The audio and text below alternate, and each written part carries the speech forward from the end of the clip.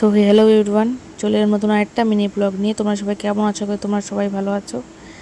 আমিও ভালো আছি, এটা কি মোটামুটি। তো এখানে আমি ঘুম থেকে উঠে মুখ ধুয়ে নিয়েছিলাম, তারপরে দিয়েছিলাম সানস্ক্রিন। যা পরিমাণে রৌদ্র 3 দিন দিচ্ছে, সানস্ক্রিন না দিলে মুখের পরিস্থিতি খারাপ হয়ে যাবে। তারপরে চলে গেছিলাম ঠাকুর ঘরে ইষ্টপুতি করতে। তো মা আমাকে জিজ্ঞেস করলো কী খাবি। আমি বললাম যে কী আর খাবো, জ্যাম পাউরুটি করে দাও।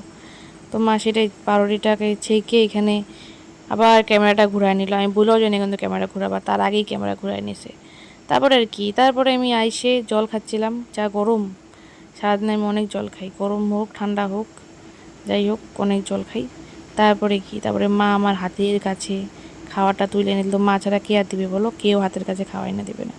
তারপরে কিছুক্ষণ পরে আমার খিদা পাইছিল, মাকে বললাম ভাত খাওয়াই দাও। মা ঠাকুর দিয়ে ভাত খাওয়াই দিল। তারপরে বাইরে বসলাম পড়াতে যাওয়ার জন্য।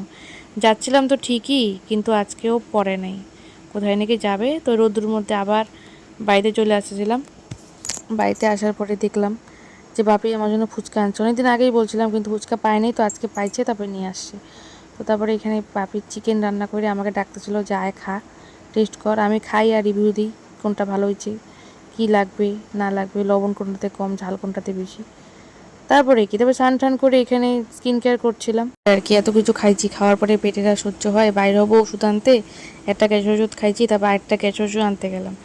বৃষ্টি নামছিল, বৃষ্টি কমার পরে কি আর ওষুধ নিয়ে আইসে রাস্তার মধ্যে হাঁটছিলাম, রাস্তায় হাঁটছিলাম, হালকা হালকা পেট ব্যথাটা কম ছিল। তারপর বাড়িতে আইসে প্রজেক্ট লিখছিলাম। প্রজেক্ট লেখা কমপ্লিট হয়ে যাওয়ার পরে রাত্রি হয়ে গেছিলো, অনেক 10টা বাজে গেছিলো। তো তারপরে ভাত খাই আর ঘুমায় পড়ি।